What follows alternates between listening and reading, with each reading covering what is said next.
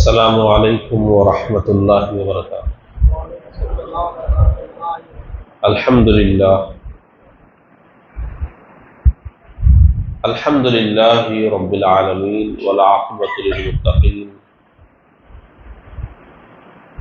والصلاة والسلام علی سید الانبیاء واشرف المرسلین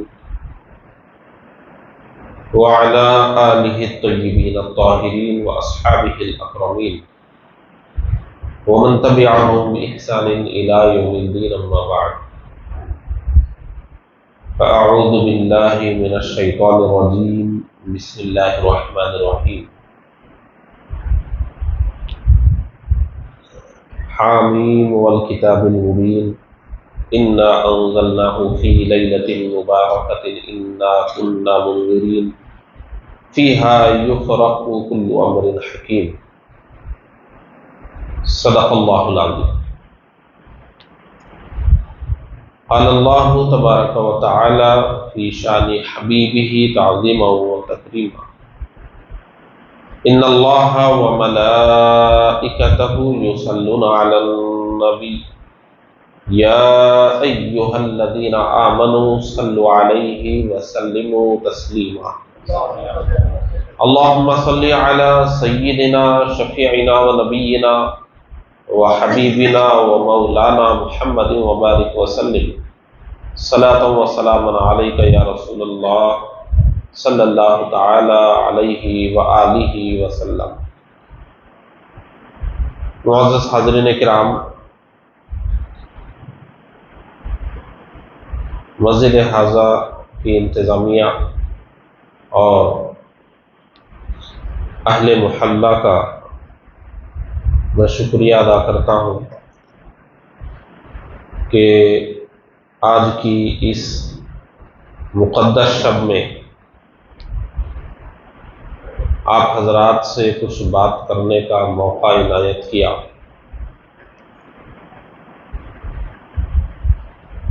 تھوڑی دیر آپ لوگوں کے سامنے کچھ عرض کروں گا، کوئی بہت لمبی چوڑی تقریر نہیں کروں گا، سمجھ میں آنے والی بات کروں گا تاکہ آپ کو کچھ سمجھ میں آئے، آپ اس کو اپنے ذہن میں بٹھا سکیں، گھر جانے کے بعد اس پر غور کر سکیں اور اپنی زندگی میں کچھ بدلاؤ لا سکیں۔ تقریر اگر سمجھ میں ہی نہ آئے تو اس کا کوئی فائدہ نہیں۔ یہ جو مقدس راتیں آتی ہیں، اس میں ہر کوئی صاف ستھرے ہو کر، اچھا لباس پہن کر، نیک جذبات کے ساتھ اللہ کے گھر میں آتے ہیں، اور اس وقت سب کا نیکی کا جذبہ بیدار رہتا ہے۔ اس وقت کوئی بات بول دیں تو بہت امید ہوتی ہے کہ آدمی کے دل پہ اثر کرے اور ان کی زندگی بدل جائے۔ قرآن و حدیث میں بھی حکم دیا گیا ہے کہ ایسے موقعوں پر لوگوں کا دل بدلنے کی، ان کے خیالات بدلنے کی، ان کی سوچ بدلنے کی کوشش کرنا چاہیے۔ ابھی آپ بہت اچھے جذبات کے ساتھ بیٹھے ہوئے ہیں، نماز پڑھ کے قرآن مجید کی تلاوت سن کر بیٹھے ہوئے ہیں، دعائیں کر کے بیٹھے ہوئے ہیں۔ یہاں سے جانے کے بعد بھی آپ نوافل پڑھنے کا ارادہ رکھتے ہیں، مرحومین کی قبروں پر آپ جانے والے ہیں، بہت اچھے جذبات لے کر بیٹھے ہوئے ہیں۔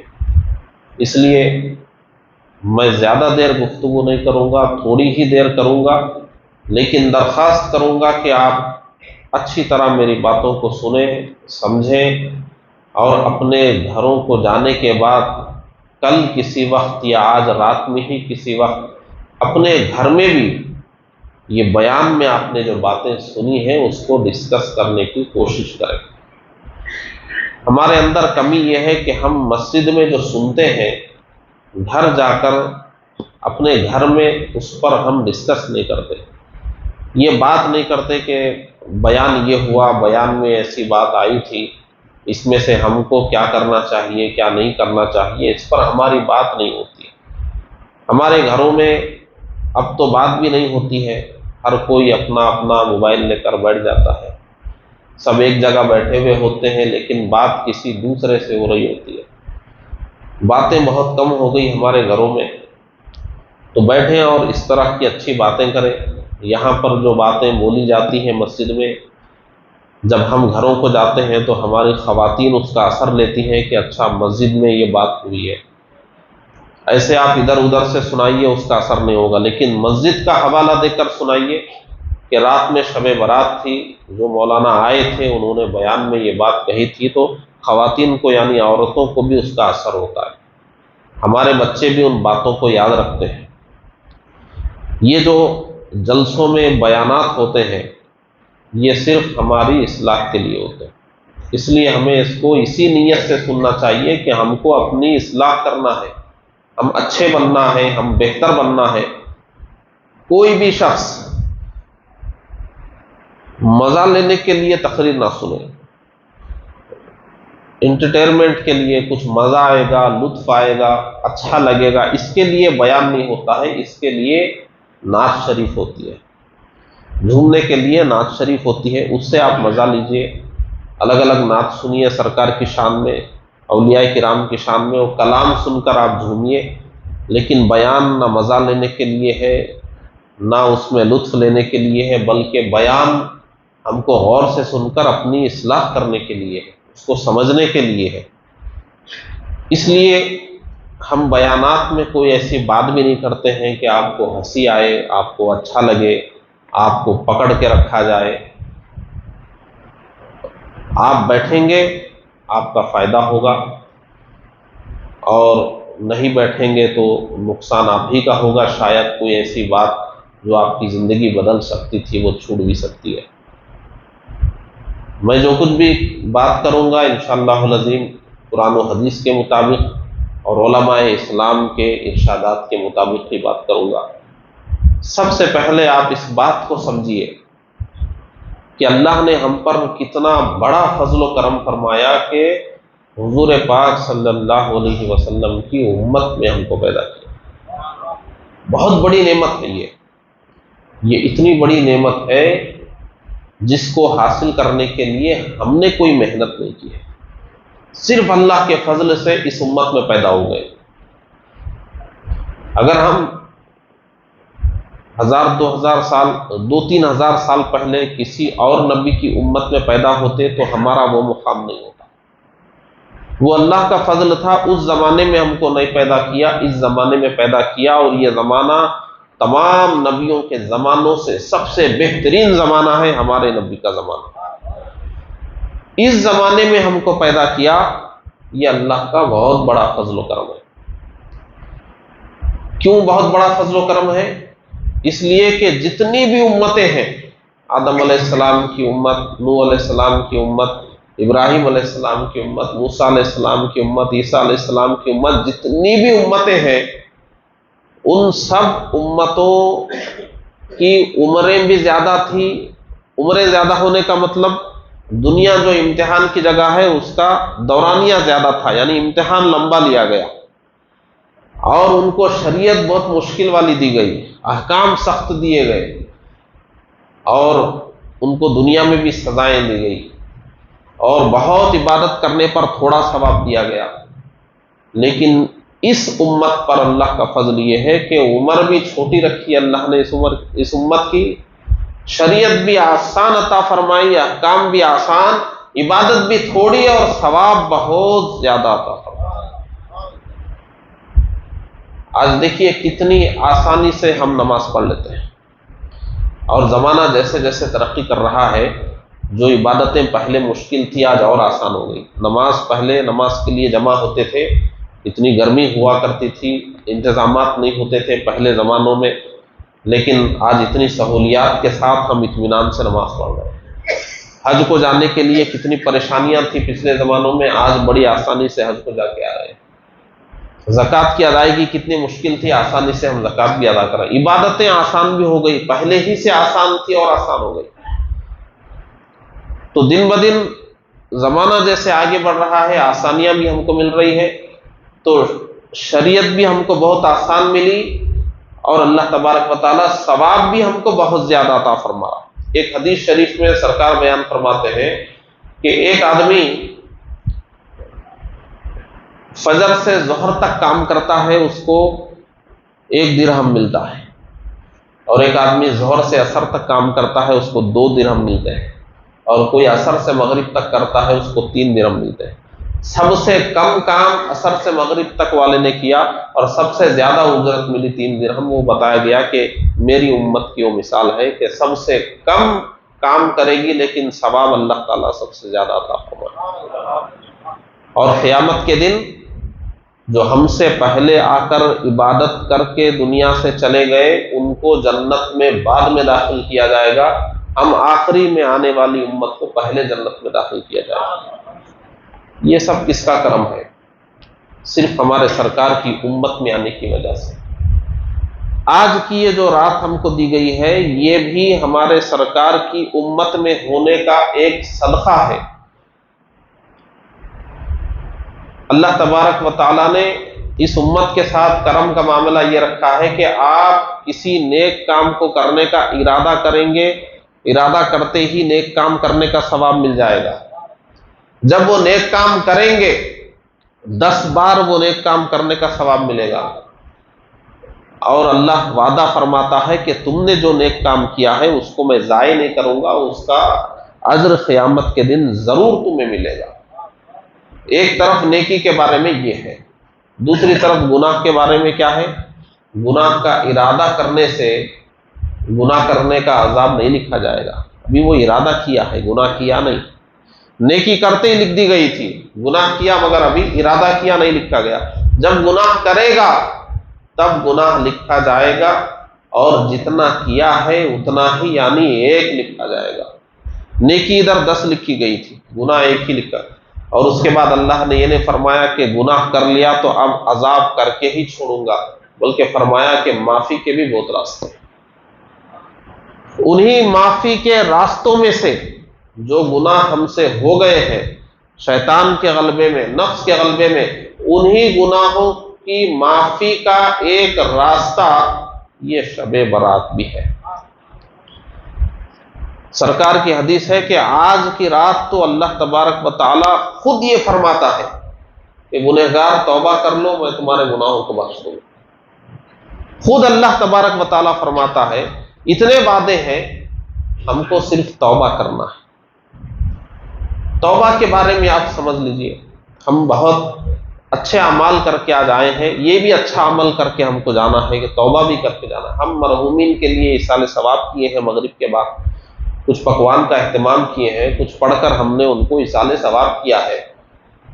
ابھی ہم مرحومین کی قبروں پر بھی جائیں گے، ہم نے اچھی طرح غسل کر کے اچھے کپڑے پہن کے، یہاں روزانہ ہم عشاء کی نماز پڑھتے یا نہیں پڑھتے نہیں معلوم، آج اتنے اہتمام سے 5 منٹ پہلے جماعت سے میں آیا تو لوگوں نے یہ سمجھ کر چھوڑ دیا کہ مولانا صاحب ہیں، ان کو جانے دو، ورنہ باہر لوگ اٹکے ہوئے تھے، اندر مسجد بھری ہوئی تھی، باہر لوگ کھڑے ہوئے تھے۔ آج کی رات کی برکت دیکھ لیجئے کہ مسجد کم پڑ رہی تھی۔ آج اتنا بڑا انقلاب، معمولی بات ہے کہ مسلمان اپنا ہر کام چھوڑ کر، ہر مسلمان اچھا اہتمام کر کے، لباس پہن کے جماعت سے پہلے مسجد میں آ کر بیٹھ جائے۔ یہ آپ اپنی آنکھوں سے دیکھ لیجئے آج کی رات کی برکت کو۔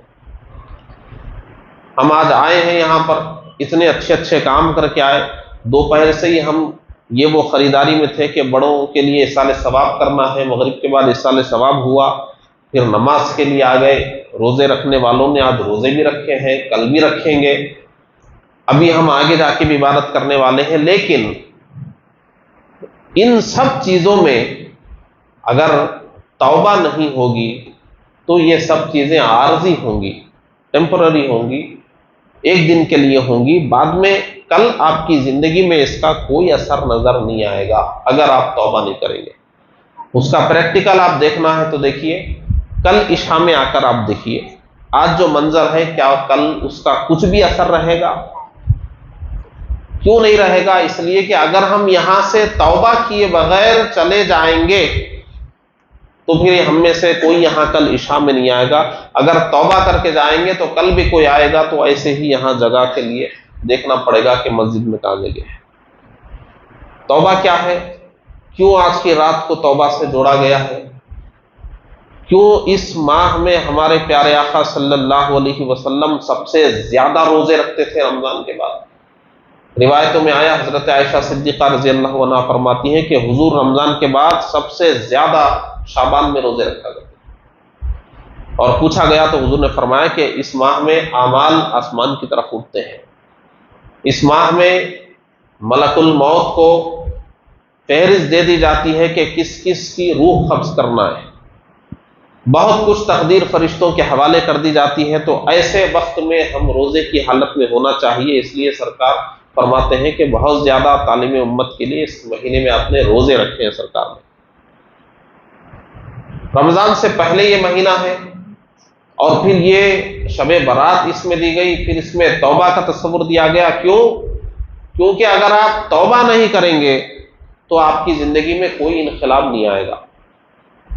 آج جتنی عقیدت سے آپ یہاں پر جمع ہیں، اگر توبہ کیے بغیر چلے جائیں گے تو آج کا اثر کل نہیں ہوگا آپ کی زندگی میں۔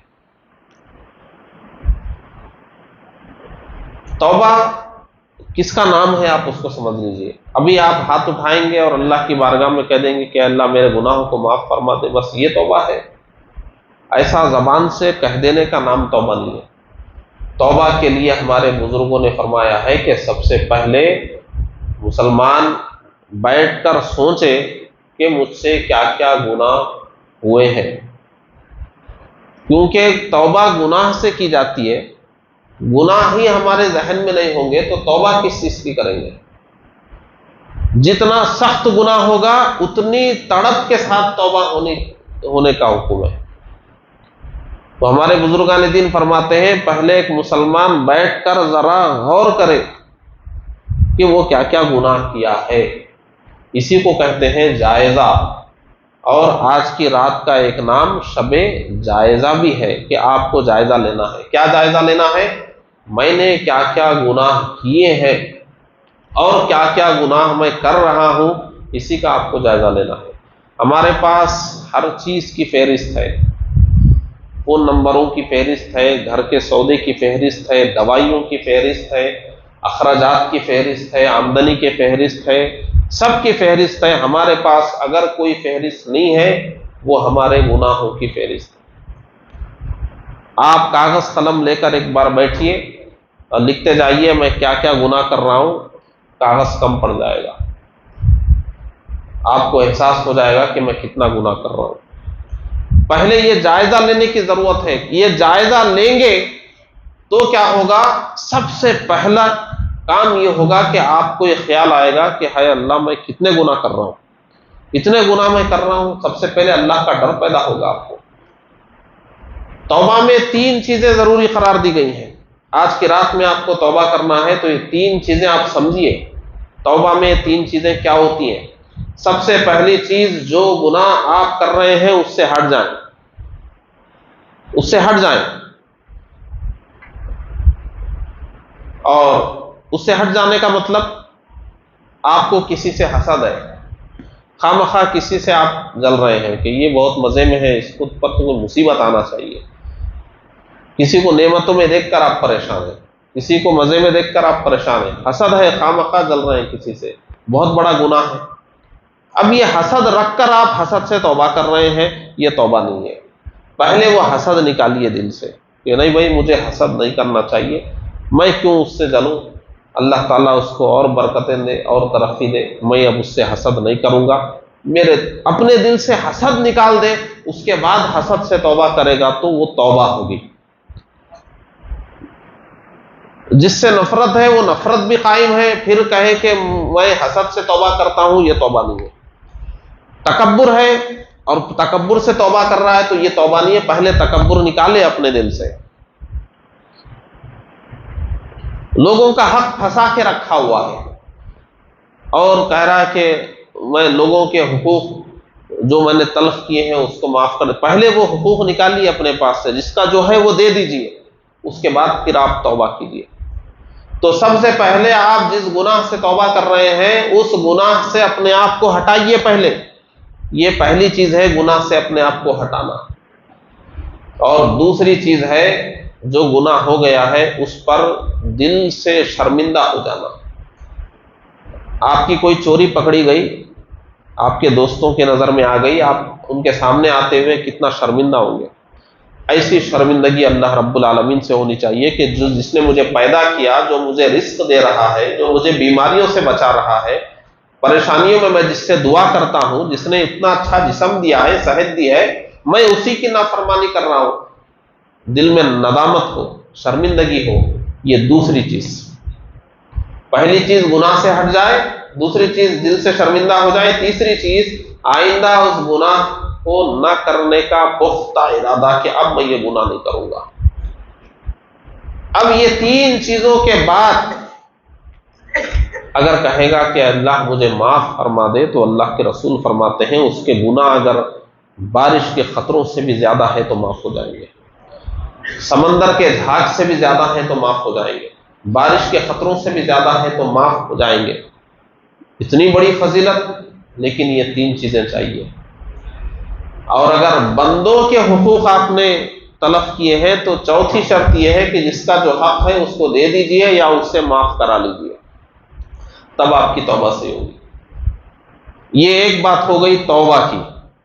اب دوسری بات آپ سمجھیے، بعض لوگ، ہم جو توبہ کرتے ہیں، ہمارے ذہنوں میں بیٹھا ہوا ہے توبہ کا مطلب یہ ہے کہ گناہ تو ہوتے رہتے ہیں، توبہ بھی ہوتی رہنی چاہیے، ادھر گناہ ہوگا ادھر توبہ ہوگی، سب مل کے برابر ہو جائے گا۔ یہ توبہ نہیں ہے کہ گناہ بھی چلتے رہے توبہ بھی چلتے رہے۔ بہت سارے لوگ روزانہ توبہ کرتے ہیں، وہ کیا سمجھتے ہیں کہ گناہ تو روز ہوگا، تو روز کے گناہوں کو مٹانے کے لیے روز توبہ کرنا ہے، تو توبہ کر رہے ہیں، کل پھر گناہوں کا پروگرام ہے، توبہ بھی کر رہے ہیں، آگے یہ بھی ذہن میں ہے کہ گناہ تو ہونا ہی ہے، مجھ کو کرنا ہی ہے، پھر اس کی توبہ کرنا ہے۔ تو یہ سمجھ رہے ہیں کہ میں گناہ کروں گا توبہ کروں گا، گناہ کروں گا توبہ کروں گا، گناہ کروں گا توبہ کروں گا۔ علماء اسلام فرماتے ہیں ایسا کرنے والا وہ اللہ رب العالمین کی بارگاہ میں بے ادبی کر رہا ہے، یہ توبہ نہیں ہے، یہ تو گناہوں کا پلان ہے۔ اور قرآن و حدیث میں بتایا گیا ہے کہ ایمان والا پلان کر کے منصوبہ بنا کر گناہ نہیں کرتا ہے، وہ تو گناہ سے بچنا چاہتا ہے۔ آپ دیکھیے آپ کی کیا کیفیت ہے، میں جو بتا رہا ہوں ویسی ہے یا اس سے الگ ہے؟ مومن تو گناہ سے بچنا چاہتا ہے، اس سے بچنے کی آخر تک کوشش کرتا ہے، لیکن عین موقع پر شیطان اس پر غالب آ جاتا ہے، نفس غالب آ جاتا ہے، نہ چاہتے ہوئے اس میں پڑ جاتا ہے، گناہ ہوتے ہی بس شرمندہ ہو جاتا ہے۔ ایسا اتفاق سے ہوتا ہے۔ لیکن جو سوچ کے بیٹھا ہوا ہے ابھی نماز پڑھ کے جانا ہے اور یہ کرنا ہے اور وہ گناہ کا کام ہے، مجھ کو تو بعض نوجوانوں نے کہا تو بہت حیرت ہوئی کہ کچھ لوگ رات میں 3-4 بجے دیکھتے ہیں کہ سوئے نہیں، انٹرنیٹ چلاتے چلاتے تو دیکھتے ہیں ارے اب سونے سے تو فجر بھی چھوٹ جائے، لاؤ 1-2 گھنٹے اور کچھ دیکھیں گے، اس کے بعد فجر پڑھ کے سوئیں گے۔ یہ کیسی نماز ہے جو گناہ سے نہیں بچا رہی ہے؟ نماز تو وہ ہے جو قرآن میں بتایا گیا کہ نماز تو گناہوں سے روکتی ہے، ہم نماز میں ہی گناہ کا پروگرام بنا رہے ہیں، نماز سے پہلے گناہ کر رہے ہیں، نماز کے بعد گناہ کرنے کا پروگرام ہے۔ بتایا گیا یہ مومن کی شان نہیں ہے، مومن تو گناہ سے بچنا چاہتا ہے۔ گناہ کا جب موقع مومن کے سامنے آئے تو اسے اللہ یاد آ جاتا ہے کہ یہ تو اللہ نے منع کیا ہے۔ اگر آپ کے ذہن میں وہ ہو تب آپ کو یاد آئے گا۔ آپ کے والد صاحب کوئی کام سے روکتے ہیں، آپ کو فوراً یاد آئے گا وہ کرتے وقت کہ ابو منع کرتے ہیں اسے، امی روکتی ہیں اسے، ڈاکٹر نے منع کیا یہ مت کھانا، ایک بار وہ ڈاکٹر تو ذہن میں آئے گا آپ کے، اگرچہ کھائیں آپ کہ بھائی ڈاکٹر صاحب بولے تھے لیکن چلو کھانا، یاد تو آئے گا نا، لیکن گناہ کرتے وقت اللہ یاد نہ آئے، گناہ کرتے وقت اللہ کا خوف نہ آئے بندے کے اندر، تو یہ ایمان والے کی شان نہیں ہے۔ دنیا ختم ہو جائے گی، لوگ سمجھتے ہیں کہ ہم اسلام پر نہیں چل سکتے، ایمان پر نہیں چل سکتے۔ آپ اسی معاشرے میں دیکھ لیجئے 5 وقت نماز پڑھتے ہوئے، قرآن پڑھتے ہوئے، ذکر و درود کرتے ہوئے، حرام سے بچتے ہوئے، گناہ سے بچتے ہوئے، سیدھے راستے پر چلتے ہوئے بھی آپ کو بہت سارے لوگ زندگی گزار رہے ہیں، ان کا بھی گھر چل رہا ہے، وہ بھی گھر خرید رہے ہیں، گھر بیچ رہے ہیں، زمین خرید رہے ہیں، زمین بیچ رہے ہیں، گاڑیوں میں پھر رہے ہیں، پوری زندگی وہ لوگ بھی جی رہے ہیں، ساتھ ہی ساتھ گناہ سے بھی بچ رہے ہیں۔ وہ یہ نہیں کہہ رہے ہیں کہ بھائی گناہ سے نہیں بچ سکتے۔ اللہ نے تو قرآن میں فرما دیا کہ کوئی زمانہ قیامت تک ایسا آئے گا ہی نہیں جس میں گناہ سے بچنے کا چانس نہ ہو، پورا چانس رہتا ہے بچنے کا، لیکن آپ بچنا چاہیں گے تب، آپ بچنا چاہیں گے بالکل بچ سکتے ہیں، اور نہیں بچنا چاہیں گے تو آپ کو مشکل لگے گا۔ تو آج کی مقدس شب میں سب سے پہلے توبہ کی تعلیم دی گئی، اور توبہ کے لیے یہ ذہن دیا گیا ہے کہ آپ توبہ کو سمجھیے، سب سے پہلے کہ توبہ ہے کیا۔ ابھی آپ توبہ کرنے والے ہیں، توبہ کو سمجھیے، اور یہ ذہن سے نکال دیجئے کہ میں گناہ نہیں چھوڑ سکتا۔ کیوں نہیں چھوڑ سکتے؟ آج کل آدمی کیا نہیں چھوڑ رہا ہے؟ دوستوں کو چھوڑ دیتا ہے، ڈاکٹر بول دے تو مزیدار کھانے چھوڑ دیتا ہے، کمر میں درد ہو تو گاڑی پر پھرنا چھوڑ دیتا ہے، اور کوئی دماغی دورہ پڑ جائے تو راتوں میں جاگنا چھوڑ دیتا ہے، دل کا دورہ پڑ جائے تو بہت کچھ گھومنا پھرنا چھوڑ دیتا ہے انسان۔ ایسا نہیں کہ نہیں چھوڑ سکتا، بس ارادہ مضبوط ہونا چاہیے۔ آپ سوچ لیجئے کہ ہمیں گناہوں کو چھوڑنا ہے، گناہوں کو ہم کرتے رہیں گے، گناہ میں نہیں چھوڑ سکتا، میرے دوست مجھ کو بچنے نہیں دیں گے، دوستوں کو ناراض ہونے دیں گے۔ دوستوں کو راضی کرنا ہمارے اوپر لازم نہیں، اللہ اس کے رسول کو راضی کرنا لازم۔ بعض لوگ دوستوں کی وجہ سے گناہ نہیں چھوڑ رہے، اب یہ میرے دوستوں کا سرکل ہے، میں جاؤں گا کہاں پہ، ان کے ساتھ ہی رہنا ہے۔ آپ نیک بن جائیے، نیک دوست مل جائیں گے آپ کو، دوسرے دوست بن جائیں گے آپ کے۔ مسجد آنا شروع کیجئے، 2-4 دن 10 دن آپ نئے ہوں گے، اس کے بعد آپ کے دوست بننا شروع ہو جائیں گے مسجد میں۔ آپ اچھی جگہوں پر جائیے، وہاں آپ کے دوست بننا شروع ہو جائیں گے۔ دوست تو بدلتے رہتے ہیں زندگی میں، اللہ کے رسول فرماتے ہیں تم دیکھو دوست تم نے کس کو بنایا ہے، کیونکہ آخرت میں تمہارا دوست جہاں پہ ہوگا تم بھی وہیں پہ ہوگے، کیونکہ دوست ایسا ہی کرتے ہیں، اچھا دوست ہوگا تو اچھا بنائے گا، برا دوست ہوگا تو برا بنائے گا۔ آپ کا دوست اگر گناہ سے بچنے والا ہے تو آپ بھی بچیں گے، یہ بچ سکتا ہے تو میں کیوں نہیں بچ سکتا؟ آپ اپنے دوست کو دیکھیے، آپ ہمارا بیان سنتے ہیں، آپ کہیں گے بھائی مولانا کا کام تو بچوں بولنا ہی ہے، مگر گراؤنڈ ریالٹی کچھ الگ ہے، زمینی حقائق مولانا کو نہیں معلوم ہے۔ یہ اچھے ماحول میں ہے، ان کو تو نماز پڑھنے کے لیے پوری سہولت ہے، روزہ رکھنے کی سہولت ہے، ان کو تو دن بھر قرآن ہی پڑھنا ہے، ان کے سامنے کون سا گناہ کا راستہ ہے؟ میں پھنسا ہوا ہوں جو گراؤنڈ میں ہوں۔ لیکن آپ کا دوست اگر بچ رہا ہوگا تو آپ اس سے سبق لیں گے کہ یہ میرے ساتھ رہ کر گناہ سے بچ سکتا ہے تو میں کیوں نہیں بچ سکتا؟ یہ حافظ ہے، نہ عالم ہے، نہ امام ہے، نہ عالم ہے، کچھ نہیں ہے، یہ گناہ سے بچ رہا ہے، میں کیوں نہیں بچ سکتا؟ آپ کے بھی اندر اس کا جذبہ ہے۔ اس لیے کہا گیا کہ دوست دیکھ کر بنائیے، اور ہر شخص کو یہ سوچنا چاہیے کہ میری وجہ سے کوئی آدمی گناہ میں نہیں پڑنا چاہیے۔ بہت سارے نوجوانوں کو سوچنا چاہیے، وہ بہت جلدی کسی نوجوان کو گناہ کا راستہ بتا دیتے ہیں، ارے ذرا آپ کو یہ ویب سائٹ معلوم ہے، دیکھو یہ معلوم ہو گئی۔ زندگی بھر جب تک اس ویب سائٹ سے وہ گناہ کرے گا آپ کو بھی گناہ ہوگا۔ آپ ایک برائی کا اڈا دیکھ کے آتے ہیں، چلو اس جگہ میں دیکھ کے آیا ہوں، جب وہ برائی کے اڈے پر جائے گا آپ کو بھی گناہ ملے گا۔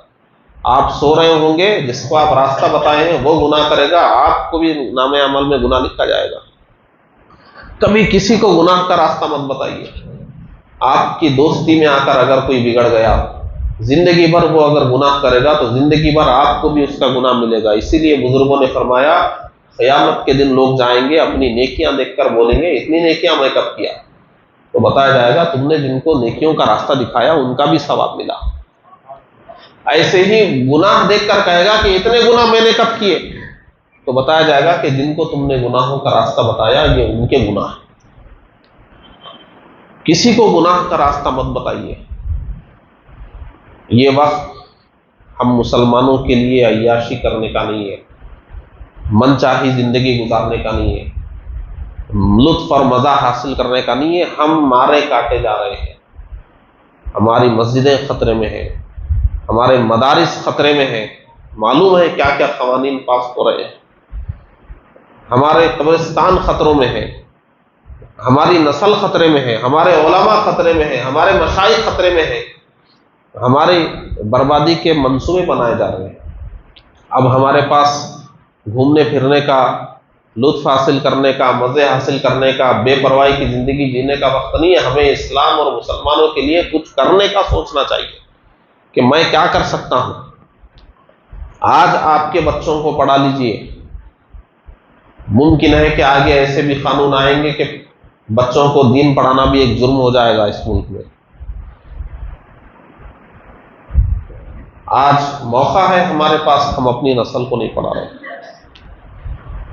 آپ کی اسی مسجد میں بچوں کی تعلیم ہو رہی ہے، آپ خود سوچ لیجئے کہ آپ کے بچے یہاں آ رہے ہیں یا نہیں آ رہے۔ میں خود یہاں پر پڑھانے کے لیے بیٹھتا ہوں، پورا زور لگاتا ہوں کہ بچوں کو کچھ آ جائے۔ اگر میں یہاں آ کر 2 گھنٹے بیٹھ رہا ہوں ہفتے میں، اور اگر آپ کا بچہ ہمارے سامنے نہیں آ سکا، علم نہیں حاصل کر سکا، آگے جا کر زندگی میں غلط راستے پر جاتا ہے، تو ذمہ دار کون ہوں گے؟ آپ ہی ہوں گے ذمہ دار۔ آپ کے محلے کی مسجد میں بندوبست تھا، اور اللہ کی کتنی بڑی نعمت ہے آج کے زمانے میں ہر چیز مہنگی ہے، کوئی چیز سستی ہے تو دین کا علم ہے، دین کا علم۔ اگر آپ کو اس کا تجربہ کرنا ہے تو ہم لوگ علم دین جس لیول کا پڑھے ہوئے ہیں، اس لیول کے ایک ایڈوکیٹ کو بلائیے کہ آپ 1 گھنٹہ ہمارے نوجوانوں کو لیکچر دیجیے، دیکھیے وہ کتنی فیس لیں گے۔ کوئی اس لیول کے انجینئر کو بلائیے کہ یہ کنسٹرکشن ہے، اس کے لیے تھوڑا مشورہ دیجیے، دیکھیے وہ ممبئی سے آنے کی کتنی فیس لیں گے۔ بازار میں جا کر دیکھیے، 500 کے نوٹ لے جائیے، ترکاری لینے کے لیے کب ختم ہو جائے گی نہیں معلوم۔ ہر چیز مہنگی ہو گئی ہے، لیکن اللہ کے رسول کا صدقہ ہے کہ اللہ کے رسول نے جو دولت اس امت کو دی ہے وہ آج بھی سستی ہے، غریب سے غریب شخص بھی علم دین مفت حاصل کر سکتا ہے۔ اتنے بڑے بڑے مدرسے، چوٹی کے علماء وہاں پر بیٹھے ہوئے ہیں آپ کے بچوں کے انتظار میں کہ آئیں گے مسلمانوں کے بچے تو ہم پڑھائیں گے۔ میں خود جن اساتذہ کے پاس پڑھا ہوں، ان کو اگر ہم شمار کریں تو 25-30 ایسے بڑے بڑے علماء جن کے پاس ہم پڑھ کے آئے ہیں، آج ہم ان سے جا کر مل بھی نہیں سکتے جلدی۔ ہم جائیں گے تو شاید وہ پہچانیں گے بھی نہیں۔ 10-10 12 سال انہوں نے ہم کو پڑھایا ہے، 1 روپیہ بھی لیے بغیر۔ کیا دنیا میں کوئی ایسی سروس دینے والا ہے؟ اگرچہ ان کو تنخواہ ملتی ہوگی، وہ الگ بات ہے، ہم سے تو کچھ نہیں لیا انہوں نے، اور انہوں نے تنخواہ ذہن میں رکھ کر بھی نہیں پڑھایا، بلکہ وہ فی سبیل اللہ دین کا علم پھیلانے کے لیے۔ تو ہم آج آپ دیکھ لیجئے کہ اگر کسی کو ڈاکٹر بنانا ہے، انجینئر بنانا ہے، تاجر بنانا ہے، کتنے پیسے لگیں گے، لیکن عالم دین بنانا ہے تو دیکھیے علم دین کتنا آج بھی سستا ہے۔ آپ کے گھر تک علم دین پہنچ رہا ہے آج، اس کے باوجود بھی ہمارے بچے علم دین سے محروم ہوں گے۔ سب سے بڑی دولت ہمارے نبی نے فرمایا کہ تم اپنے بچوں کو جو تحفہ دیتے ہو، سب سے بہترین تحفہ ان کے لیے کیا ہے؟ علم ہے۔ اللہ کے رسول نے فرمایا اپنے بچوں کو قرآن پڑھاؤ، محبت رسول بتاؤ، رسول کی محبت کیا ہے، قرآن پڑھنا سکھاؤ، ان کو دین کی تعلیم دو۔ یہ سب ہم کچھ بھی نہیں کر رہے ہیں۔ اور آپ ملک کے حالات پر نظر ڈالیے، آج یہ حالات ہیں، آگے ہمارے بچے جب بڑے ہوں گے تو اس وقت ملک کے حالات کیا ہوں گے؟ ان کے پاس اگر علم دین نہیں ہوگا تو حالات کا مقابلہ کیسے کریں گے؟ آپ کو معلوم ہے اس سے پہلے جب مسجدیں اور نمازیں بند ہونے کی بات آئی، وہ وقت بھی ہم نے دیکھا کہ ہماری مسجد کے باہر بورڈ لگا ہوا تھا کہ یہاں جمعہ کی نماز نہیں ہوگی۔ آج تک وہ جملے ذہن سے نہیں گئے۔ وہ دن بھی ہم نے دیکھا کہ ہماری مسجد پہ بورڈ لگانا پڑا کہ یہاں جمعہ کی نماز نہیں ہوگی۔ آپ نے کبھی سوچا تھا وہ دن آئے گا؟ اور مسلمان ہمارے بچے نوجوان افسوس نہیں کر رہے تھے اس دن، وہ کرکٹ کھیل رہے تھے۔ مسلمانوں کی مسجد پر بورڈ لگا ہو کہ جمعہ یہاں نہیں ہوگا، اور ہمارے بچے اور نوجوان کرکٹ کھیل رہے ہوں، تو آپ سوچئے اسلام کا کیا ہوگا، مسلمانوں کا کیا ہوگا؟ ہم کس حالت پر پہنچ چکے ہیں؟ کیا ہم یہ سمجھنے کو تیار ہیں، اپنی نسل کو یہ سمجھانے کے لیے تیار ہیں کہ ہمارا کیا لوٹا گیا ہے؟ اگر آپ کروڑ پتی ہو، اے سی کے گھر میں رہتے ہو، بہترین صوفوں پر بیٹھتے ہو، گدوں پر سوتے ہو، اچانک کوئی آپ کی دولت چھین لے، چھوٹے موٹے گھر میں آپ جائیں، چٹائی پر سونے لگے، روکھا سوکھا کھانے لگے، پنکھے کے نیچے بیٹھنے لگے، اور آپ کے بچے خوش ہو رہے ہو کہ کھانا بھی مل رہا ہے، چٹائی بھی ہے سونے کے لیے، پنکھا بھی ہے، گھر بھی ہے، آپ کیا کہیں گے؟ بیٹا تم کو نہیں معلوم ہمارے پاس کیا تھا، یہ گھر ہمارے لائق نہیں ہے، ہم تو ایسے تھے، ہمارا گھر تو ایسا تھا، ہم یہ کھاتے تھے، ہم ایسے رہتے تھے۔ اگر ان بچوں کو یہ معلوم ہوگا کہ ہماری دولت اتنی ہے، فلاں جگہ ہے، تو وہ حاصل کرنے کے لیے کوشش کریں گے۔ اور اگر آپ کہیں گے ہاں ہاں جو ہے وہ بہت ہے، بس کھانے کو تو ہے، پہننے کو تو ہے، بیٹھنے کو، تو بچے سمجھیں گے جو ہے وہ بہت ہے، اپنی گمی ہوئی دولت کو حاصل کرنے کی کبھی کوشش نہیں کریں گے۔ ہمیں اپنے اسلاف کو بتانا ہوگا۔ کوئی بچہ اگر کتے سے ڈر رہا ہو اور اسے کہا جائے کہ تمہارے دادا تو شیر کو مارتے تھے جنگل میں، تو کتے سے ڈرنا بند کر دے گا اگلے دن سے کہ میں تو شیر کا شکار کرنے والوں کی اولاد ہوں، میں کیا کتوں سے ڈروں۔ بہت سارے بچے ہم کو بولتے ہیں آپ فجر میں کیوں نہیں آئے، تو بولتے ہیں گھر کے باہر کتے تھے۔ تو میں کہتا ہوں کہ مسلمانوں کے بچے کتوں سے ڈر کر کب نماز چھوڑنے لگے؟ مسلمانوں کے بچے کتوں سے ڈر کر کب داڑیاں کاٹنے لگے؟ مسلمانوں کے بچے کتوں سے ڈر کر کب زبان بند کرنے لگے؟ دیکھیں شہر میں گھوم کے دیکھیے، بہت کتے ہیں، فجر میں آنا بعض وقت مشکل ہو جاتا ہے۔ یہ تو نمائندوں کو سوچنا چاہیے کیوں اتنے کتے ہیں اور کیوں کتوں کا شکار ہو رہے ہیں۔ تو ہم کو ہمارے اسلاف کو دکھانا ہے، ہمارے بچوں کو علم دین کی دولت ان کو دینا ہے، ان کو بتانا ہے ہم کس کی اولاد ہیں، ان کو سمجھانا ہے ہمارا رشتہ اللہ کے گھروں سے کیا ہے۔ آج ہم شب برات میں آئے ہیں اتنے بچوں کو لے کر، آپ کا بچہ اسکول جاتا ہے، روزانہ اسکول سے جڑا ہوا ہے، ٹیوشن جاتا ہے، ٹیوشن سے جڑا ہوا ہے، ہفتے میں ایک بار گھومنے کے لیے پارک کو جاتا ہے، بہرحال سب کچھ کرتا ہے، لیکن کیا ڈیلی بیسس پر بچہ آپ کا مسجد سے بھی جڑا ہوا ہے؟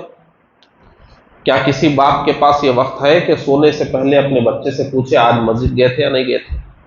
یہ تو پوچھے گا اسکول گیا تھا نہیں گیا تھا، ہوم ورک کیا نہیں کیا، ٹیوشن کیا نہیں کیا، فیس دے کر، لیکن مسجد میں تو مفت ہے۔ آج ہماری نسلوں کو مسجد سے جوڑنے کی ضرورت ہے۔ آج یہ جو مجمع ہے اگر روز آنے لگے تو مسلمانوں کا راستہ تو ویسے ہی صاف ہو جائے گا۔ آپ کو معلوم ہے قرآن مجید میں کیا کہا گیا؟ قرآن مجید میں مسلمانوں کی سب سے بڑی طاقت ان کی ہیبت بتائی گئی، روب۔ دنیا کی قوموں کو مسلمانوں کا روب ہونا چاہیے، ڈر نہیں، روب۔ ڈر کی بات میں نہیں کر رہا ہوں، ہم اپنے ابو کو دیکھ کے روب میں آ جاتے ہیں، ڈرتے نہیں کہ ابو ماریں گے ابھی ہم کو کاٹیں گے، ڈر کی بات میں نہیں کر رہا ہوں، روب جو عزت ہوتی ہے، کسی کو دیکھ کر ان کی عزت کے مارے ہم چپ ہو جاتے ہیں، سوچتے ہیں 10 باتیں بولنے کے لیے، لیکن سامنے آ جائیں تو ایک بات بھی نہیں نکلتی، یعنی ان کا روب ہوتا ہے۔ تو قرآن مجید میں یہی فرمایا گیا کہ تمہاری ہوا اگر چلی گئی تو سمجھو تمہاری طاقت چلی گئی۔ تو مسلمانوں کا روب کیوں ختم ہوا معلوم ہے؟ دنیا کی قوموں سے۔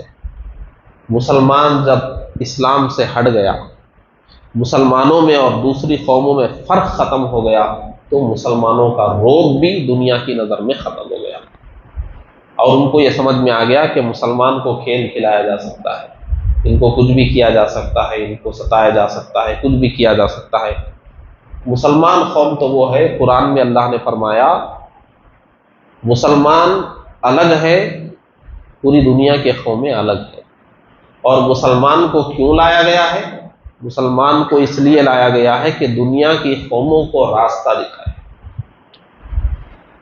ایسی قوم جو دوسری قوموں کو راستہ دکھانے کے لیے آئی ہے، وہ قوم کیسے راستہ بہک رہی ہے،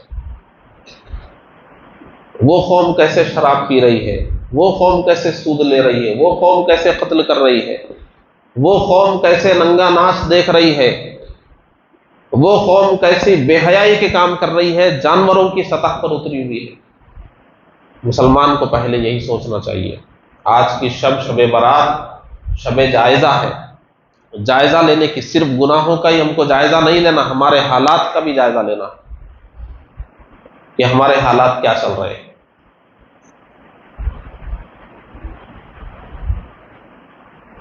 سب سے پہلی بات آپ اپنے ذہنوں میں یہ بٹھائیے کہ اگر ہماری زندگی جو چل رہی ہے وہی چلتی رہی تو ہمارا بھلا نہیں ہو سکتا۔ ہم کو بدلنا ضرور ہے، کہاں سے بدلنا ہے، کتنا بدلنا ہے، کب سے بدلنا ہے وہ ضرور سوچئے، لیکن ہماری زندگی بدلنا چاہیے۔ کیا بدلنا ہے؟ کچھ نہیں بدلنا ہے۔ ہمارے پیارے آقا صلی اللہ علیہ وسلم نے چند چیزیں بتائی ہیں، ان کو آپ اپنا لیجئے۔ آج جو زیادہ برائی ہمارے اندر، ہمارے نوجوانوں میں، ہمارے بچوں میں جس میں وہ ملوث ہیں، وہ انٹرنیٹ کی برائی ہے۔ اور وہاں جتنی چیزیں ہیں، وہاں کیا ہوگا؟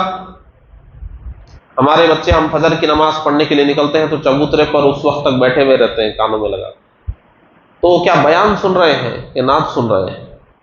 کوئی اچھی چیز تو نہیں ہے۔ قرآن و حدیث میں فرمایا گیا کہ اب وہ دیکھیے جو بھی دیکھ رہے ہیں، کیا دیکھیں گے؟ ہنسی مذاق کی چیز ہوگی، ہنسی مذاق سے بھی منع کیا گیا، دل مردہ ہوتا ہے۔ یا تو ننگا پن دیکھیں گے، وہ بھی منع کیا گیا ہے، یا تو برے اشعار سنیں گے، وہ بھی منع کیے گئے ہیں، یا میوزک سنیں گے، وہ بھی منع کیے ہیں۔ پہلے ہمارے بچے، ماں ان کو جب لقمہ کھلاتی تھی تو ایک لقمے پر وہ ایک آیت پڑھتی تھی، دوسرے لقمے پر دوسری آیت پڑھتی تھی، اور ایک لقمہ کھلاتی تھی تو کسی صحابی کا نام لیتی تھی، کسی خلیفہ راشد کا نام لیتی تھی، اور ایک لقمے پر کسی ولی کا نام لیتی تھی۔ وہ بچے ایسے بزرگوں کے نام سنتے ہوئے ایک ایک لقمہ کھاتے تھے۔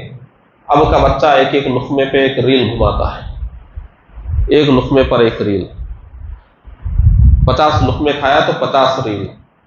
ریلز میں کیا ہوتا ہے؟ کوئی اچھی چیز ہوتی ہے؟ وہ تو اندھیرے میں چلنا ہے، کس نالی میں جا کر گریں گے نہیں معلوم، آگے کیا آنے والا ہے نہیں معلوم۔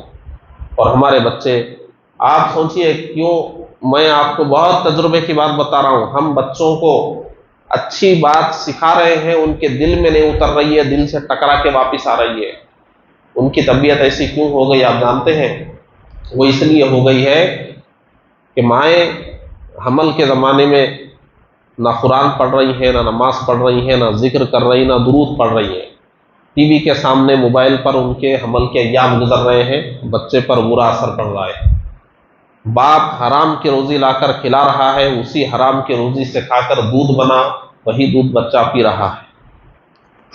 جب دیکھنا شروع کیا تو برائیاں دیکھ رہا ہے، سننا شروع کیا تو میوزک اور گانے سن رہا ہے۔ یہ سب کرتے کرتے کرتے ماں کو تو پہلا مدرسہ کہا گیا، پہلی گود۔ افسوس کی بات یہ ہے کہ جو باتیں بچوں کو دودھ پینے کے زمانے میں 2 سال 3 سال کی عمر میں ماں کو سکھا دینا چاہیے تھا، وہ اب ہم کو سکھانا پڑتا ہے۔ بنیادی باتیں بھی مائیں اپنے بچوں کو نہیں سکھا رہی ہیں۔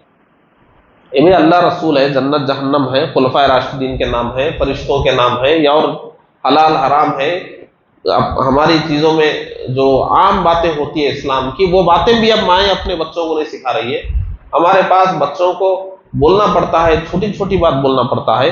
اس سے ہمارے بزرگان دین کا آپ اندازہ کیجئے، انہوں نے کتنی صحیح بات فرمائی تھی کہ اگر عورتوں کو نہیں پڑھائیں گے، مائیں اگر جاہل ہوں گی تو پھر وہ جو نسل ہوگی اس کو علم دینا بہت مشکل ہو جائے گا۔ یہ جتنے لوگ شادیاں کر رہے ہیں، اولاد کی آرزوؤں میں راتوں میں خوش ہو رہے ہیں کہ اتنے مہینے کے بعد اولاد ہونے والی ہے، ان کو یہ بھی سوچنا چاہیے کہ ہماری بیویاں حمل کا زمانہ کیسے گزار رہی ہیں، دودھ کیسے پلا رہی ہیں، بچے کو کیا سکھا رہی ہیں۔ ہم صرف ان کا علاج کرنے کے ذمہ دار نہیں ہیں، صرف ان کے ضرورت لانے کے ذمہ دار نہیں ہیں، بلکہ ان کی تعلیم تربیت کی بھی ذمہ دار ہے۔ آپ کو معلوم ہے اسلام نے بچوں کی تعلیم اور تربیت کی فکر کب سے دی ہے؟ نکاح سے پہلے اسلام نے کہا کہ اچھے خاندان میں نکاح کرو تاکہ اولاد اچھی ہو اور ان کی تعلیم تربیت میں آسانی ہو، وہاں سے اسلام نے دیا۔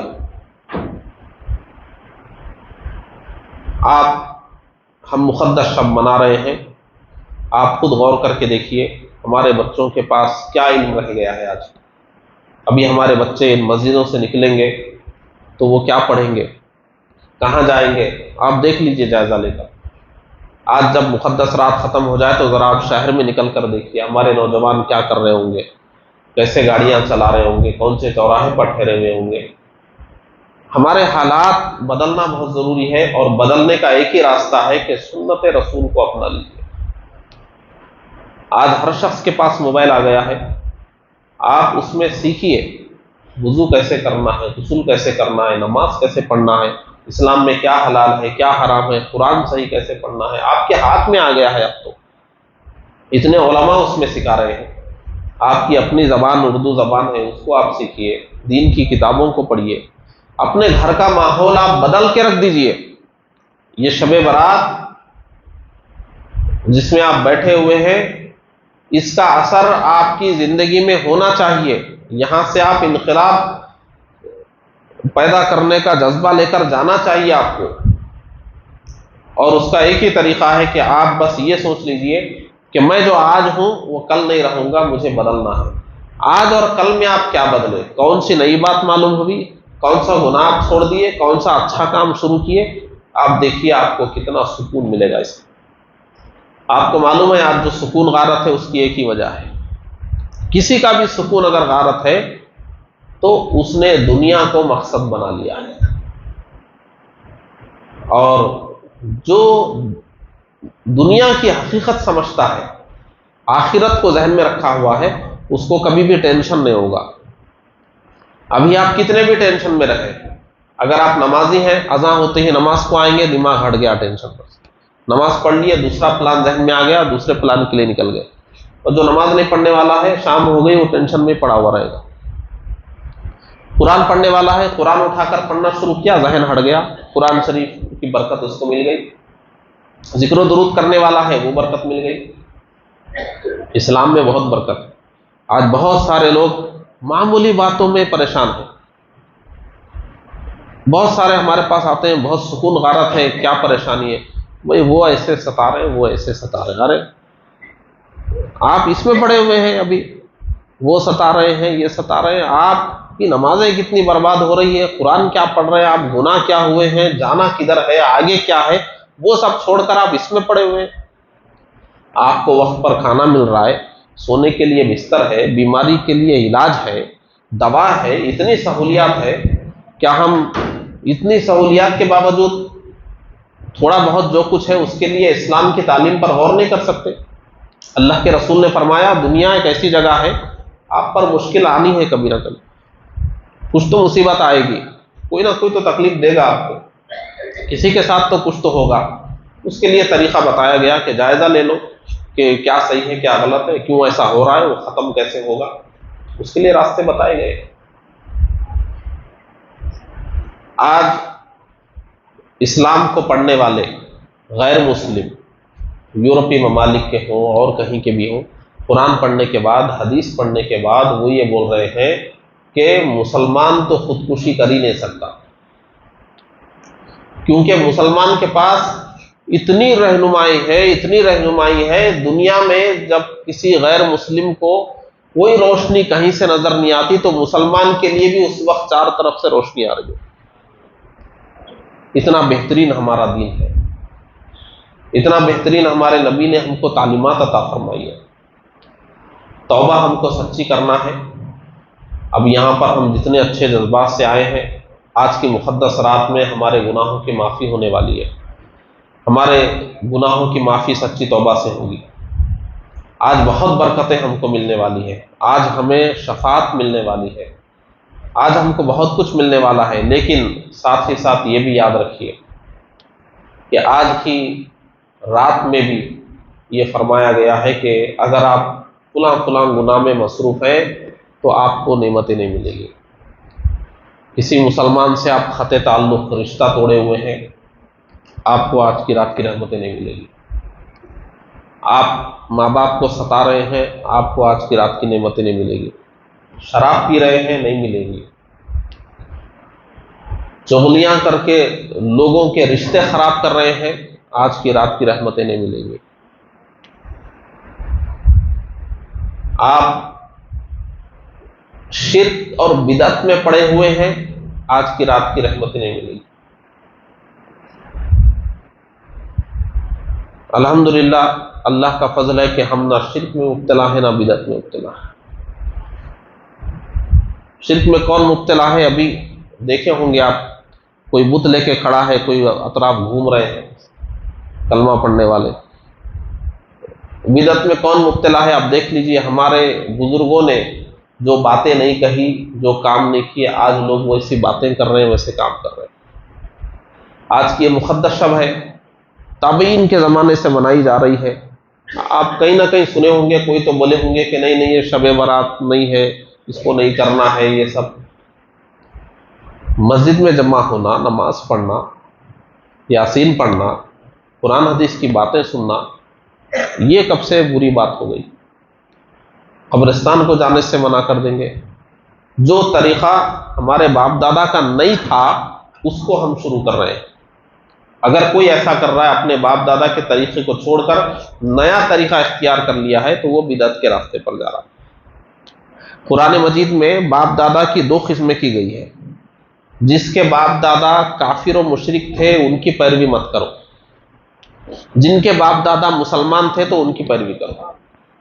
تو جو اپنے باپ دادا کو کافر و مشرک سمجھ رہے ہیں، وہ نہ کریں اپنے باپ دادا کی پیروی، لیکن جو اپنے باپ دادا کو مسلمان سمجھتا ہے، وہ تو پیروی کرے گا۔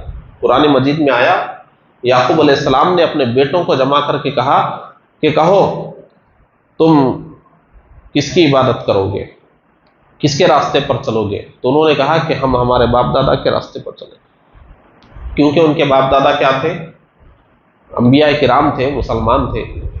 اور دوسری طرف مشرکین تھے، وہ بھی مشرک تھے، ان کے باپ دادا بھی مشرک تھے۔ ان سے جب کہا گیا کہ تم کیا کرو گے، تو انہوں نے کہا ہم اپنے باپ دادا کو جس طرح پائے وہی کریں گے۔ تو قرآن نے کہا کہ ان کے باپ دادا تو مشرک تھے، ان کو تو ایمان لانا چاہیے۔ تو ہمارے الحمدللہ ہمارے جو باپ دادا تھے، جتنی بھی اوپر تک جائیے، وہ لوگ جو کام کرتے ہوئے آئے ہیں، وہی ہم کو بھی کرنا ہے۔ اور ہمارے باپ دادا کیا کرتے آئے ہیں؟ ایصال ثواب کرتے ہوئے آئے ہیں، شب برات مناتے ہوئے آئے ہیں، قبروں کی زیارت کرتے ہوئے آئے ہیں، اور یہ سب ہم کو بھی کرنا ہے۔ والدین جب دنیا سے چلے جاتے ہیں تو ان کے لیے ایصال ثواب کرنا، ان کی قبر پر حاضر ہونا، یہ سب ان کے حقوق میں داخل ہے۔ یہ سب کام ہم کو کرنا ہے۔ تو شرک اور بدعت میں ہم مبتلا نہیں ہیں، الحمدللہ ہم اسی راستے پر چل رہے ہیں جس راستے پر عرصے دراز سے مسلمان چلتے ہوئے آ رہے ہیں۔ اور چغل خور کو بھی آج کی رات کی فضیلتیں نہیں ملیں گی۔ چغل خوری کس کو کہتے ہیں؟ کسی کی بات جو چھپانا چاہیے تھا آپ آگے بڑھا دیں گے، تو اسی کو چغل خوری کہتے ہیں۔ ہر دیکھی ہوئی بات، ہر سنی ہوئی بات بولنا ضروری نہیں ہے، ہر دیکھی ہوئی چیز آگے بتانا ضروری نہیں ہے۔ کچھ چیزیں چھپانے کی ہوتی ہیں، آپ چھپا دیں گے جھگڑا وہیں ختم ہو جائے گا، آپ بول دیں گے جھگڑا پیدا ہو جائے گا۔ اگر گھروں خاندانوں کے لوگ یہ راز سمجھ لائے کہ کون سی چیز بولنا ہے، کون سی چھپا دینا ہے، تو ویسے ہی جھگڑے ختم ہو جائیں گے۔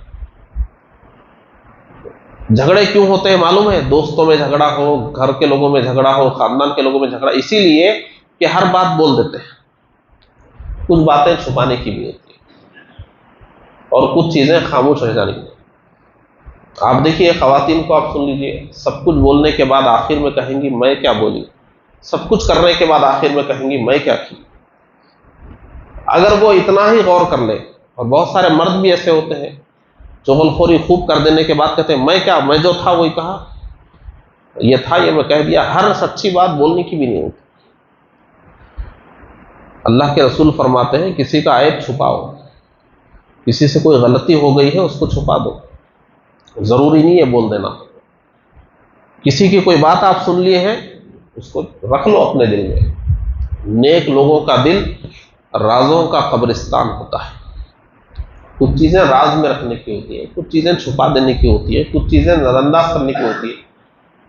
جب لوگ نظر انداز کرنا چھوڑ دیتے ہیں، ہر بات بولنے لگ جاتے ہیں، ہر معاملہ آگے سنانے لگ جاتے ہیں، تو جھگڑے پیدا ہوتے ہیں، اسی کو چغل خوری کہا گیا کہ آپ ہر بات کو مت پہنچائیے، اس سے جھگڑے پیدا ہوتے ہیں اور رشتے ٹوٹ جاتے ہیں۔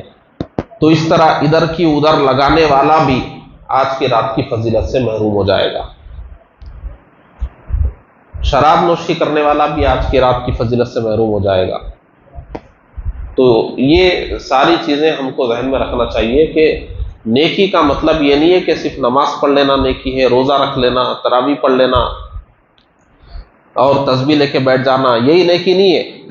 آپ تکبر سے بچیے، حسد سے بچیے، چغل خوری سے بچیے، کسی کو گالی دینے سے بچیے، تکلیف دینے سے بچیے۔ اسلام ایک پورا مذہب ہے، اتنا جامع مذہب ہے کہ آپ کو عبادات بھی صحیح رکھنا ہے، یعنی اللہ سے آپ کا تعلق بھی صحیح رکھنا ہے، معاشرت یعنی گھر خاندان کے لوگوں سے بھی صحیح تعلق رکھنا ہے، معاملات یعنی اور لوگوں سے بھی صحیح تعلق رکھنا ہے، یعنی نماز بھی صحیح پڑھنا ہے، گھر والوں کے ساتھ بھی رہنا ہے، صحیح رہنا ہے، دکان میں بیٹھے جب بھی ایمانداری دکھانا ہے۔ ہر جگہ اسلام ایسی پختہ اور اچھی تعلیمات دیتا ہے۔ تو آج کی رات کی رحمتیں اور برکتیں ہم کو چاہیے تو ایک کام آپ کیجئے، آپ صرف جائزہ لیجئے کہ میرے دل میں کیا برے صفات ہے، تکبر ہے کیا، حسد ہے کیا، بغض ہے کیا، کسی مسلمان سے نفرت کسی سے مت رکھیے۔ جو دو مسلمان آپس میں خطے تعلق کیے ہوئے ہیں ان کو بھی آج رحمت نہیں ملے گی، اس کو بھی آپ سمجھ لیجئے۔ خطے تعلق کا مطلب کیا ہے؟ کوئی آپ کا دوست تھا، اس کی عادتیں آپ کو پسند نہیں آ رہی ہے، دوست اچھا لگتا تھا، گھنٹوں ساتھ رہتے تھے، پھرتے تھے، بیٹھتے تھے، اور خاندان کا کوئی آدمی ہے، بہت قریب تھے، لیکن اب آپ کو ان کی کچھ عادتیں اچھی نہیں لگ رہی، کچھ باتیں ایسی ہو گئی، آپ دور ہونا چاہتے ہیں، ہو جائیے۔ دور ہونے کو رشتہ توڑنا نہیں کہتے، سامنے آ جائے سلام کرنا چاہیے، سلام بند نہیں کر سکتے۔ دل میں نفرت نہیں رکھنا چاہیے، دل میں نفرت مت رکھیے، اس کے لیے اچھی دعا کیجیے اللہ اس کو خوش رکھے۔ حسد مت رکھیے اس سے دل میں کہ وہ برباد ہو جائے، نہیں، اچھا رہے، خوش رہے۔ سامنے آ جائے تو سلام کیجیے، یا وہ سلام کیا تو جواب دیجیے۔ نفرت نہیں رکھ سکتے، سلام نہیں روک سکتے، اور اگر بیمار ہو گیا ہے تو دیکھنے کے لیے جانا ہوگا۔ اگر مصیبت میں ہے، آپ کو مدد مانگ رہا ہے تو آپ کر سکتے ہیں تو مدد کر لیجیے۔ انتقال ہو جائے تو جنازہ پڑھنا ہوگا۔ یہ چیز بند نہیں کر سکتے آپ۔ تعلق توڑنے کا مطلب یہ نہیں ہے کہ جیسی دوستی تھی وہی لیول کی دوستی اب رکھنا ہی پڑے گا آپ کو مرنے تک، نہیں، آپ کچھ کم کرنا ہے کم کر لیجئے، اتنا مت ملیے، اتنا مت جائیے، اتنا مت بیٹھیے ان کے ساتھ، اتنا مت کھائیے پی، لیکن نفرت مت رکھیے۔ سامنے آ جائے سلام کر لیجئے، خیریت پوچھ لیجئے، بیمار ہو گئے تو جا کر دیکھ لیجئے، اور معلوم ہوا انتقال ہو گیا تو جنازہ پڑھ لیجئے۔ لیکن لوگ کیا کرتے ہیں، سلام کا جواب بھی بند کر دیتے ہیں، سلام کرنا بھی بند کر دیتے ہیں، دل میں نفرت رکھتے ہیں، ہر وقت بد دعا کرتے رہتے ہیں، برباد ہو جائے، یہ ہو جائے، وہ ہو جائے۔ بیمار ہو جائے تو کہتے ہیں دیکھیں کیسا آدمی ہے، دیکھو اپنے کرتوتوں کی وجہ سے بیمار ہوا ہے، اب یہ مرے گا بھی، مر جائے تو پھر اس کے عیوب بیان کرنا شروع ہو جائے، جنازہ تک نہیں پڑھتے۔ یہ سب آپ نہیں کریں۔ اگر کوئی مسلمان کے لیے دل میں نفرت رکھے ہوا ہے تو آج کی رات اس کو رحمت نہیں ملے گی۔ نفرت مت رکھیے کسی مسلمان سے، اس سے دور رہنا ہے دور رہیے، مگر نفرت مت رکھیے۔ تو آج کی رات اگر آپ کسی کے لیے، چاہے گھر خاندان کا آدمی ہو، دوست ہو، کوئی بھی مسلمان ہو، اس سے آپ نفرت پال کے رکھیں گے، دل میں بغض رکھیں گے، کینہ رکھیں گے، تو آج کی رات کی رحمت آپ کو نہیں ملے گی۔ کسی دو رشتے والوں میں جھگڑا ڈالنے کا آپ کام کریں گے، آج کی رات آپ کو رحمت نہیں ملے گی۔ اور والدین کو آپ ستا رہے ہیں، آج کی رات آپ کو رحمت نہیں ملے گی۔ وہ نشہ کر رہے ہیں، آج کی رات رحمت نہیں ملے گی۔ اس لیے ہم کو یہ تمام چیزیں چھوڑ دینا چاہیے، اپنے اصول پر قائم رہیے، اپنے طریقے پر چلیے، اور اس کے ساتھ ساتھ لوگوں کے ساتھ آپ جتنا وقت دے سکتے ہیں دیجیے، جو کر سکتے ہیں کیجیے، لیکن نفرت، حسد، بغض، تکبر وغیرہ مت رکھیے، ورنہ آج کی رات کی رحمتوں سے محروم ہوں گے۔ اب ہم جب یہاں سے جائیں گے تو ہم کو کیا کرنا ہے؟ سب سے پہلے جو اپنے مرحومین کی قبروں کی زیارت نہیں کیے ہیں تو وہ زیارت کر لیں۔ اور زیارت کا صحیح طریقہ کیا ہے؟ پہلے آپ جائیں تو قبلے کی طرف پیٹ کر کے آپ کھڑے ہوں گے قبر، قبلے کو منہ کر کے نہیں، قبلے کی طرف آپ کی پیٹ ہونا چاہیے۔ اگر آپ کو الف لام میم یاد ہے تو قبر کے سرحانے الف لام میم پڑھیے مفلحون تک، اور بائنتی کے پاس آمن الرسول پڑھیے، اس کے بعد سورہ فاتحہ اور 3 بار قل هو اللہ پڑھ کر ایصال ثواب کر دیجیے۔ یہ صحیح طریقہ ہے، اور اطمینان سے سب کام کریں، تھوڑی دیر وہاں رکیں، اور بھی کچھ پڑھ سکتے ہیں تو پڑھیں، اپنی موت کو یاد کریں کہ ہم کو بھی ایک دن قبر میں جانا ہے، اس دن کے لیے ہم نے کیا تیاری کی ہے، اور یہ اس طرح آپ قبر کی زیارت۔ اس کے بعد پھر آپ مسجد آئیں، چاہے مکان آئیں، آپ جو آپ کی نمازیں چھوٹی ہوئی ہیں اس کی قضا کر سکتے ہیں، کہ جو نمازیں چھوٹ گئی ہیں قضا کا اچھا موقع ہے قضا کرنی۔ بلکہ بہت اچھا طریقہ یہ ہے کہ جب بھی نماز پڑھنے آئے تو وہ نماز آپ کی پیچھے کوئی نہ کوئی چھوٹی ہوگی، اس کی قضا بھی کر لیجئے۔ کچھ نفل پڑھنا چاہتے ہیں تو صلاۃ التسبیح کی نماز پڑھ سکتے ہیں، یا ایسے ہی کوئی نفل نماز پڑھ سکتے ہیں۔ تھوڑا سا آپ جھونکا لے کر اٹھ گئے، تہجد پڑھ سکتے ہیں۔ الحمدللہ آپ کو قرآن شریف پڑھنا آتا ہے تو آپ قرآن شریف کی تلاوت کیجیے، مشہور صورتیں پڑھ لیجیے۔ اگر آپ کو اردو پڑھنا آتا ہے تو کوئی مسائل کی عقائد کی کوئی کتاب لے کر اس کو پڑھنا شروع کر دیجیے۔ کچھ نہیں آتا ہے تو ذکر و درود کریے، درود شریف پڑھیے اور کوئی ذکر کیجیے۔ لیکن بنیادی بات یاد رکھیے، ایسا ہرگز نہیں ہونا چاہیے کہ یہ سب کچھ کرنے کے بعد آپ سو گئے اور فجر کی نماز چھوٹ گئی، یہ اچھی بات نہیں ہوگی۔ یہاں سے جا کر آپ سیدھے سو جائیں گے، فجر میں اٹھیں گے تو بہت اچھی بات ہے۔ اگر عبادت کر کے سو کے فجر چھوڑ دیں گے تو اس سے بہتر یہ ہے کہ آپ آرام کریں اور فجر کی نماز۔ اور کل 15 شعبان ہے، کل کے روزے کی فضیلت ہے، روزے کا اہتمام کیجیے۔ اور بھی آگے 15 دن کے بعد رمضان شریف شروع ہونے والا، رمضان آنے سے پہلے آپ اپنی صحت وغیرہ دیکھ لیجئے کہ روزوں کے قابل ہے یا نہیں ہے۔ ہمارے بزرگان دین فرماتے ہیں جس کو اچانک روزہ رکھنے میں مشکل ہے تو شعبان سے ہی کچھ روزے رکھنا شروع کرے کہ تاکہ عادت ہو جائے، اور روزے رکھنے سے کمزوری آئے گی تو شعبان کے آخر کے 15 دنوں میں روزے نہ رکھے، بس 15 شعبان کا روزہ رکھے۔ اس کے بعد اچھی غذا لے کر، اچھی نیند مکمل کر کے رمضان کے لیے اپنی صحت کچھ ٹھیک کرنے کی کوشش کرے تاکہ نماز روزہ رمضان میں اچھا ہو سکے۔ رمضان کی فکر ادھر ہی سے کریں، اپنی صحت کا جائزہ لے کر۔ اور رمضان سے پہلے جو شعبان آئی ہے، کتنی پیاری بات بزرگان دین نے ارشاد فرمائی کہ رمضان سے پہلے اللہ نے یہ توبہ کا موقع رکھا ہے کہ توبہ کے ذریعے آپ گناہوں کو چھوڑنے کا فیصلہ کریں گے، اور آپ اس پر چلیں گے بھی۔ چلتے چلتے جب ذرا پھیکے پڑ جائیں گے تو رمضان آ جائے گا، پھر ایک بار آپ کو گناہوں سے بچنا آسان ہو جائے گا۔ اس طرح آپ کو شب برات سے رمضان ختم ہونے تک 40-45 دن ملیں گے، اور 40 دنوں میں ایک اثر رکھا گیا ہے، آپ کوئی بھی کام 40 دن تک کریں گے اس کی عادت ہو جائے گی۔ کر کے دیکھ لیجیے آپ کوئی بھی کام۔ اگر آپ طہارت کو جاتے ہیں، پاؤں دھو کے واپس نہیں آتے ہیں، سوچ لیجئے کہ آج سے پاؤں دھونا ہے، تو 2-4 دن آپ کو وزن لگے گا، کیا بار بار پاؤں دھو کے آنا ہے۔ لیکن 10-12 دن ہوتے ہوتے آپ کو بیزاری محسوس ہونا بند ہو جائے گی، آرام سے دھو کے آئیں گے۔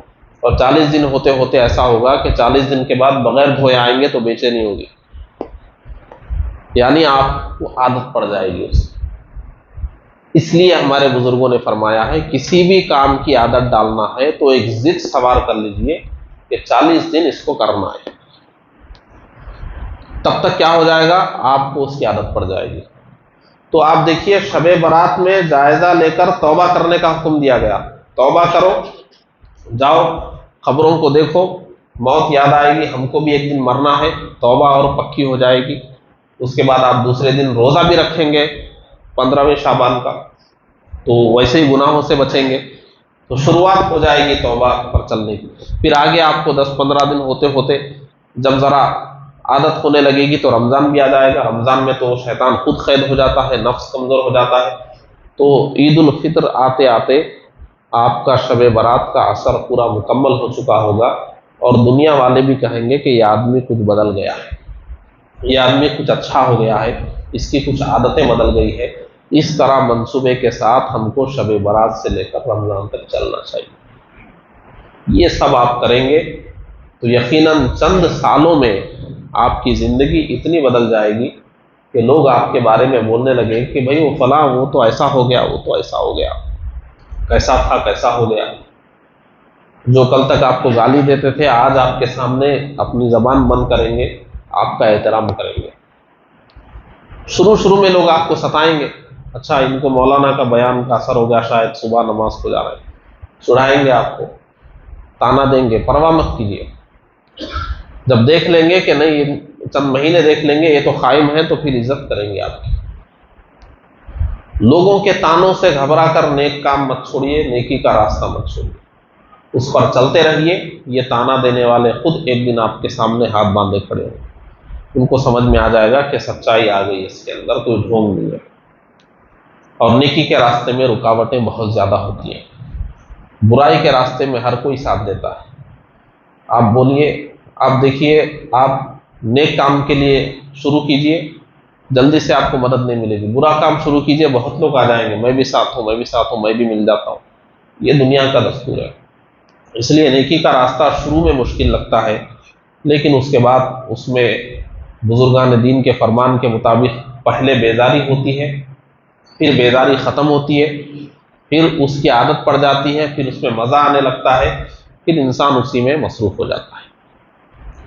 इसीलिए मैंने इससे पहले कहा था कि एक तरफ नेकी करने वाले लोग हैं, एक तरफ गुनाह करने वाले लोग हैं। दोनों एक दूसरे को देख के परेशान हैं कि ये लोग कैसे हैं यार।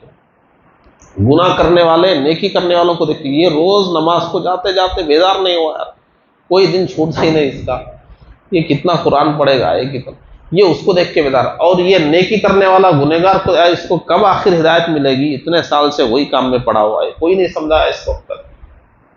तो इधर एक ग्रुप है, इधर के ग्रुप को देख के परेशान है, इधर एक ग्रुप है, इधर के ग्रुप को देख के परेशान है, बीच में एक ग्रुप है, जब दिल किया इधर, जब दिल किया उधर। ये तीन ग्रुप चल रहे हैं। किस ग्रुप में आपको जाना है आप देख लीजिए। ये जो नेक लोगों का ग्रुप है, इनका इतना अच्छा है कि इनका दिन भी अच्छा है, इनकी रातें भी अच्छी है, दुनिया थोड़ी ख़राब भी है तो आखिरत के लिए मुतमईन है। और अल्हम्दुलिल्लाह अल्लाह ताला ने उनको अगर से आजमाइशों में रखा हो, आखिरकार उन्हीं की कामयाबी हो, दुनिया देखेगी। इसलिए नेकों का रास्ता ही कुरान मजीद में कहा गया कि उनका रास्ता अपना लो, सालिहीन का रास्ता अपना लो, सच्चों का रास्ता अपना लो, उसमें ही कामयाबी मिलेगी। और इसी को देखकर आज गैर मुस्लिमीन तेज़ी से इस्लाम कबूल कर रहे हैं। इस्लाम जो तेज़ी से फैल रहा है, आपको हिंदुस्तान में अंदाज़ा नहीं होगा, यूरोपीय ममालिक में आज बड़ी बड़ी हुकूमतें परेशान हैं कि हमारे नौजवान इतनी तेज़ी से मुसलमान क्यों हो रहे हैं। जो यहूद और नसारा इस्लाम के ख़िलाफ़ वेबसाइट बनाए थे वो आज परेशान हैं। इतनी वेबसाइट्स बनाने के बाद भी जो रेशो है वो कम नहीं हो रहा है, बराबर लोग इस्लाम की तरफ आ रहे हैं। तो मुतासिर किससे हो रहे हैं? यही जो इस्लाम की गाइडलाइन है इतनी ज़्यादा है हर चीज़ के बारे में, जहाँ दूसरे मज़हब खामोश है, इस्लाम रहनुमाई कर रहा है, वो हमको भी समझना है और उसके मुताबिक चलना है। आज की मुक़द्दस शब में जो कुछ भी हमने नेक अमाल किए हैं और जो कुछ भी वाज़ नसीहत हुई है, दुआ है कि अल्लाह तबारक व तआला हम सबको इस पर अमल करने की तौफ़ीक़ अता फ़रमाए। व आखिर दावाना अनिल हम्दुलिल्लाहि रब्बिल आलमीन।